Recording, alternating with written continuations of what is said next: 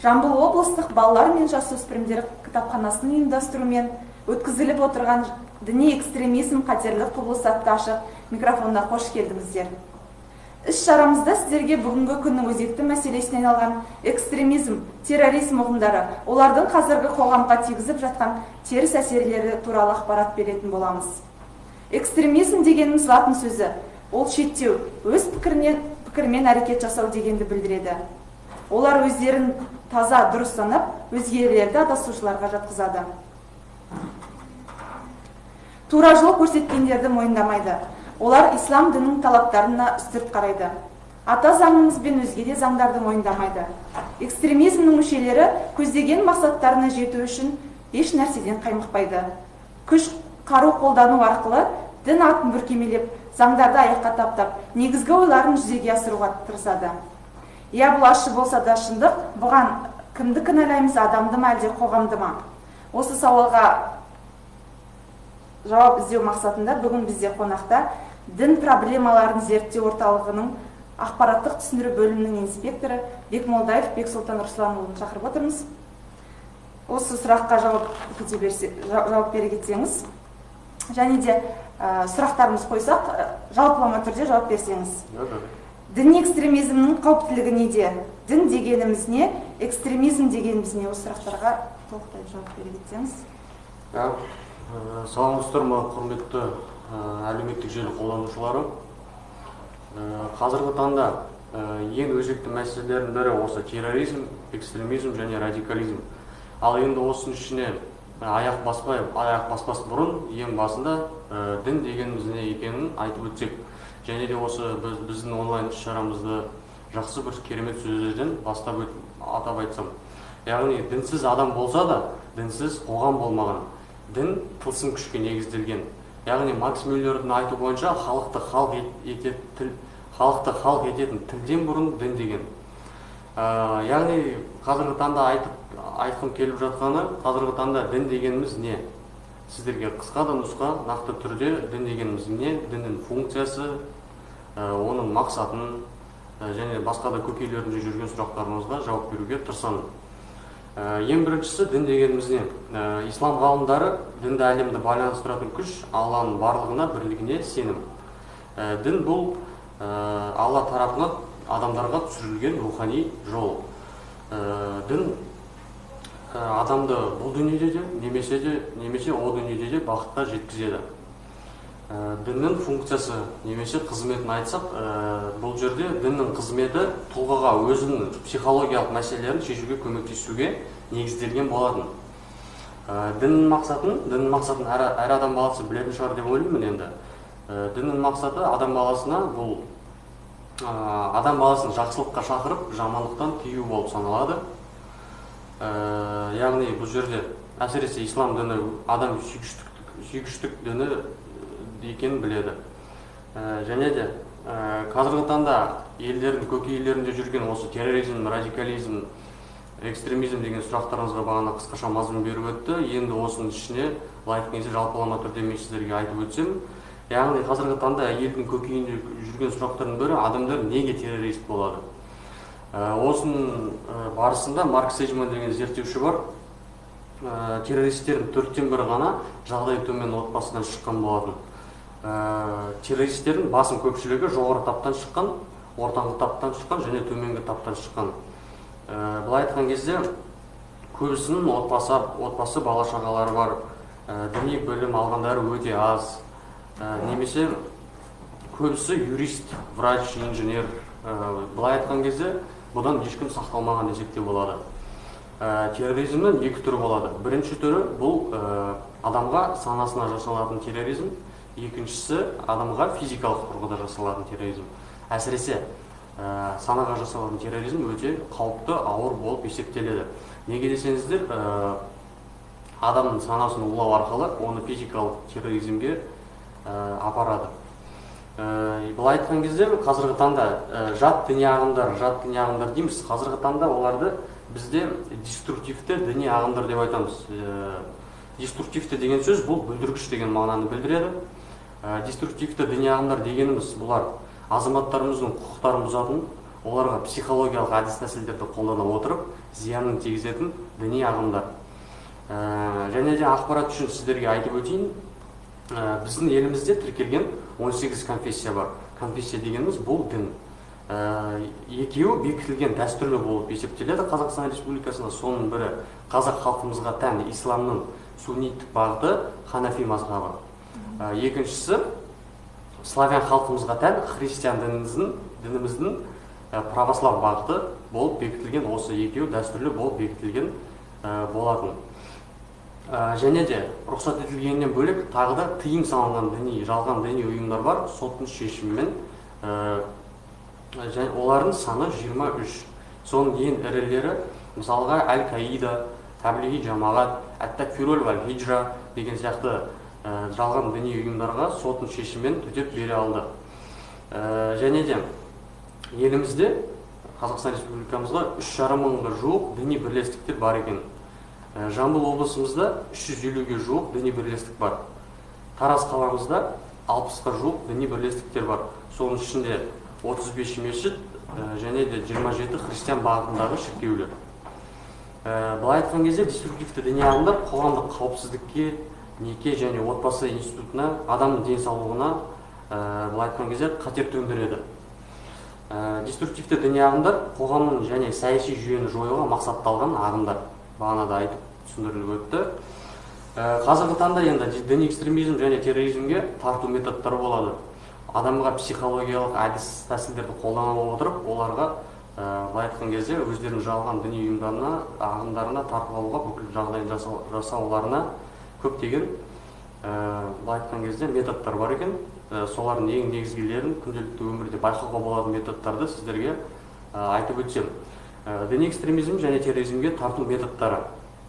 Ең біріншісі, адам баласын, күнделікті адам баласы байқауға болсақ, яғни біріншісі қоғамнан және туған туыстардан жатқылады адам баласы. Олар отбасындағы проблемаларын айтып, яғни арақ, кредит, парақорлық, жұмыссыздық, әділетсіздік және тағы басқа мәселелерді көтеріп өзі тұрып жатқан отбасынан жатқылады. Екіншісі, діни тұрғыдан айтатын болсақ, Құран және хадистерден өздеріне керек жерлерін алып, діни сауаты төмен адамдардың санасын улау арқылы, былай айтқан кезде санасын улап, қазақтың біздің салт дәстүрлерімізді шірік ретінде көрсете бастайды. Үшіншісі бұл отан және мемлекеттен жатқылады. Яғни былай айтқан кезде радикалды топтағы адамдар ел басқарып отырған тұлғаларға қарсы шығуға үндейді. Адамға психологиялық әсер ету барысында бұл жерде негізгі бір методты айтсам, бұл жерде ең біріншісі адамға енді намаз үйреніп жүрген, намазға ниеттеніп, намазға жығылған адамдардың сауаты төмен, былай айтқан кезде діни фундаментологиясы төмен адамдардың намазын, өздерінің діни идеологиясын, намазын былай оқиды, немесе былай оқиды деп, өздерінің діни идеологиясын ұсына біледі. Екіншісі, жамағаттық жүйені қосады. Яғни, қандай да мәселелер бар, оларға жанашырлық танытып, сол адамның сеніміне кіріп кету үшін барлық жағдайын жасап, немесе қаржы мәселесімен көмектесіп, жалпылама түрде айтқанда адамның сеніміне кіру үшін барлық жағдайын жасап береді. Ақпараттық оқшаулау әдісін қояды. Және де осыдан ең басты мәселелер осы. Енді ең бастысы қазіргі таңда экстремизмге және терроризмге, экстремизмге апаратын діни ағымдарымыз бар. Солардың бірі емес, жалпылама айтып өтейін сіздерге. Солардың бірі сәләфи бағытының өкілдері, псевдо-сәләфи бағытының өкілдері, яғни уахабшылар деп айтады қазіргі таңда. Одан бөлек мадхалилер, сурурилер, такфирилер деген сияқты, мұсылман бауырлар, хизбут тахрир деген сияқты діни ағымдарымыз бар. Солардың арасында қазіргі таңда олардың мақсаттары біздің қазақтың салт дәстүрлерін, қазақ дәстүрлерін жоққа шығару және олардың барлығына балта шабу. Немесе олардың белгілерін айтатын болсақ, қайтыс болған адамға Құран бағыштамайды, және де дәстүрлерімізді мойындамайды. Бағана айтып өткендей, яғни қандай дәстүр десеңіздер, бұл 40 нан шығару, жылдығын беру, ас беру, сәлем салу, бет ашар деген сияқты бүкіл біздің сонау ата-бабаларымыздан келе жатқан салт дәстүрлерге балта шабуда. Және де мазхабтарды мойындамайды. Мазхаб не екен десеңіздер, мазхаб дегеніміз бұл ислам дініндегі мектептер. Біздің бағана мен сіздерге айтып өттім, Қазақстан Республикасында бекітілген, дәстүріне сай бекітілген Ханафи мазхабы. Одан бөлек тағы да 3 мазхаб бар. Жалпы 4-ін айтып өтсем, Ханафи, Хамбали, Малики, Шафиғи деген мазхабтар бар. Одан бөлек дәстүрлі музыкалық аспаптарды да мойындамайды, сурет салуды да жоққа шығарады, олардың барлығын мойындамайды. Әйел жамағатын айтатын болсақ, көбінесе қара паранжаны киюді уәжіп ету санайды. Зайырлы басқару моделін қарсы шығарады. Және зайырлық туралы айтып өтсем сіздерге. Зайырлық дегеніміз бұл зайырлы мемлекет. Қазақстан Республикасы зайырлы мемлекет деп өзін танытқан болатын. Зайырлы мемлекет дегеніміз қысқаша анықтама түрінде айтып өтсем, яғни мемлекет дінге араласпайды, мемлекет дін мемлекетке араласпайды. Екеуі бір-біріне тәуелді десе де болады, бірақ екеуі де бір-бірінің жұмыстарына араласпайды. Және де басқа белгілерін айтатын болсақ, бұлар Наурыз, тәуелсіздік күні, 9 мамыр біздің Қазақстан Республикамыздың ұлттық мейрамдарында мойындамайды. Қазіргі таңда олардың діни уағызшылары бар. Интернет желісінде бұл екінші тақырыпшада айтып өтем. Интернет желісінде кітаптары, интернет желісі бойынша қазіргі таңда айтып өтем. Интернет желісі бойынша қазіргі таңда көбінесе жастардың әлеуметтік желілерінде қолданылып отырған ВКонтакте, Facebook деген сияқты, Instagram, WhatsApp әлеуметтік желілерінде діни топтар өте көп. Соның ішінде діни топтардың араларында тыйым салынған, Қазақстан Республикасында аумағында тыйым салынған діни парақшалар бар. Соған қазіргі таңда жастар көбінесе байқаусыздан кіріп кетуде. Одан қалай құтқарамыз, немесе де күнделікті далада дөңгелектерден кітап сатып аламыз, оларды қалай білеміз, оны оқуға бола ма, болмай ма деген сияқты сұрақтарыңызға мен қазіргі таңда жауап берем. Интернет желісі бойынша қазіргі таңда бұл көбінесе былай айтқан кезде ұсыныс болып айтам сіздерге. Қазіргі таңда интернет желілерінде көптеген жалған діни парақшалар бар, интернет әлеуметтік желілерінде.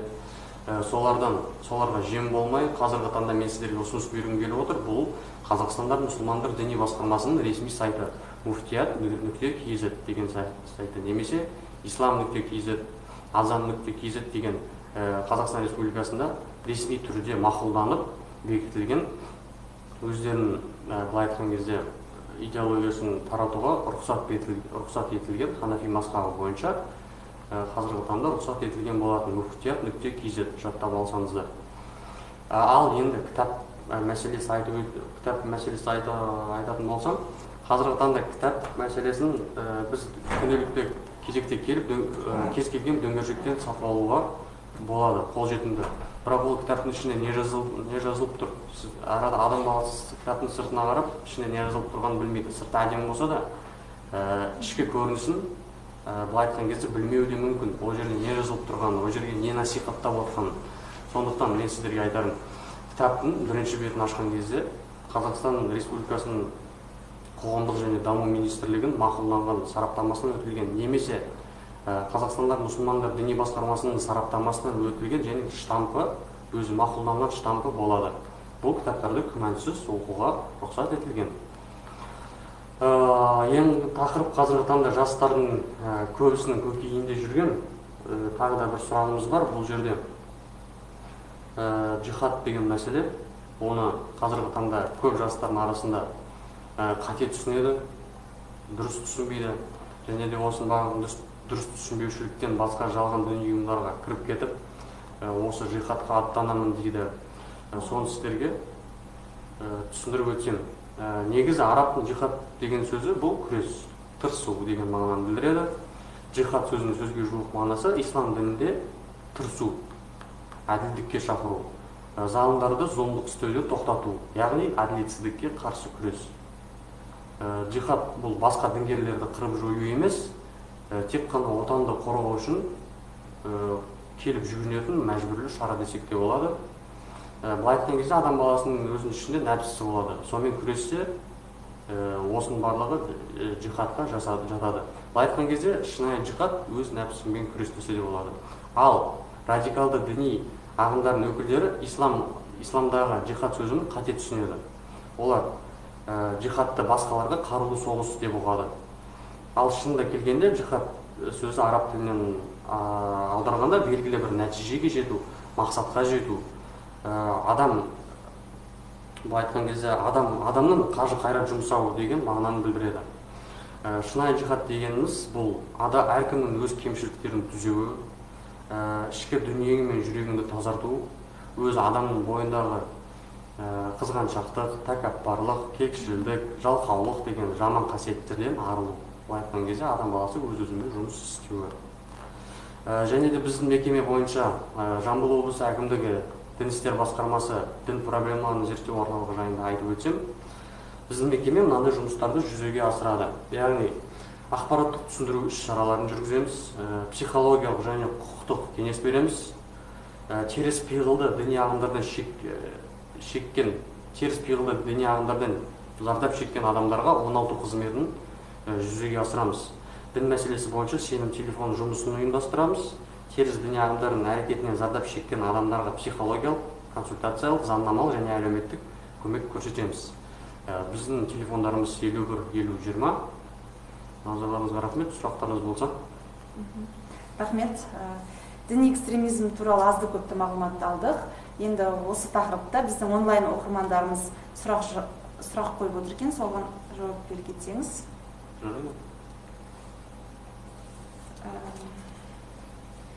Діни экстремизм және оның алдын алу үшін не істеу керек деп ойлайсыз дейді.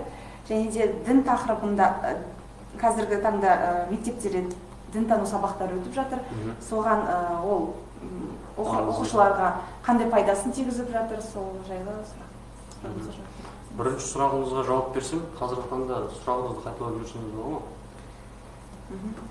Діни экстремизм және оның алдын алу үшін не істеу керек? Діни экстремизмді алдын алу үшін. Қазір сізге былай айтқан кезде адамның тілінен тұрып келген күнделікті жағдайды алған кезде, былай айтқан кезде адам баласы көбінесе діни ақпарат алғысы келсе, бағана айтып өттім, интернет желісіне жүгінеді. Немесе жалған діни ұйымдардың, былай айтқан кезде, жалған діни ұйымдардың қатарына орынып кетеді. Сондықтан қазіргі таңда мен сіздерге бағанағыдай кеңес беріп өттім. Адам баласы қазіргі таңда намаз оқығысы келсе, намазға қызығушылық танытса, көбінесе интернет желісіне жүгіну арқылы басқа діни ағымдардың былай айтқан кезде идеологиясын оқып, солардың арттарынан кетіп қалуы әбден мүмкін. Сондықтан қазіргі таңда ерінбей адам баласы көбінесе мешітіміз бар, Тараз қаламызда, сол жерде жергілікті өзі бекітілген имамдар бар. Солардың сұхбат арқылы сөйлесіп, қандай мән-жайларыңызды айтып, не істеймін десеңіздер, немесе интернет желіге барамайтын жағдай болса, бағанада айтып өттім, muftiyat.kz Қазақстан мұсылмандар діни басқармасының ресми сайты. Ол жерде сіздер діни тәрбие, діни мағлұмат, діни жаңалықтар, немесе діни уағыздар, сұрақ-жауап ала аласыздар. Бұл бірінші сұрақ. Екінші сұрағыңыз?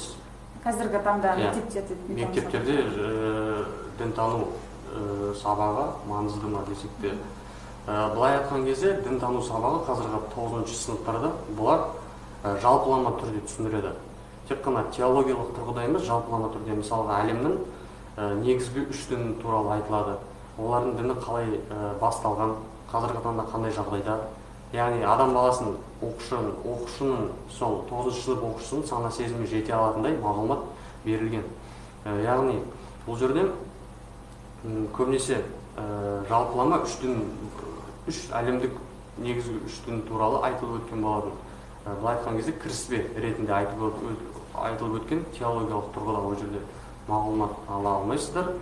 Сондықтан қазіргі таңда әр оқушы осы кітапты кейбір мектептерде бұл факультативті сабақ ретінде өтеді. Көбісіне негізгі тұрғыда аптасында бір рет өткізілетін болады. өзім оқыған кітапты, өте қызық, өте танымал. Осы негізгі деп ойлаймын. Және де келесі сұрақ, экстремизм негізгі белгілерін қалай жатамыз, оны айтып кеттіңіз ғой сіз. Мысалы, жаңадан жастар намаз оқығысы келетін жастар қай бағытта, қай мазхабта екен қалай өзін ажыратады? Енді көбінесе бағанада айтып өттім сіздерге, немесе қазіргі жасөспірімдер, көбінесе ер азаматтар мешітке барады. Бірақ мешітке баруы бір. Екіншісі, мешітте олар кімдермен, қандай адамдармен кездеседі. Ол басқа діни жолында жүрген адам, немесе біздің бекітілген мазхабымызбен жолында жүрген ба дегені, оны сол адамға мен өзім кеңес беруім, ерінбей мешіт имамынан өзінен сұрауға кеңес беремін. Немесе қазіргі таңда мысалға адам баласы тұрған болса, көбінесе мешіт имамынан сұрауға ерінеді былай айтқан кезде. Сондықтан қасында оқып жатқан былай айтқан кезде адамға көмек сұрауға жүгінеді. Ал ол адам қай жолда жүретінін ешкім білмейді былай айтқан кезде. Сондықтан көбінесе мешіт имамына жүгінуге сіздерге ұсынамын. Рахмет. Бүгінгі тақырыбымыз діни экстремизм қатерлі құбылыс атты ашық микрофонын ұлт зиялысы ел жанашыры Міржақып Дулатұлының Оян қазақ атты ұран өлеңімен қорытындылағым келіп отыр.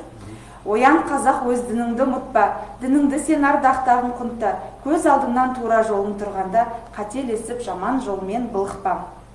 Құрметті онлайн оқырмандар, іс-шарамызға қатысып өз ойларыңызды ортаға салғандарыңыз үшін сіздерге көп рахмет.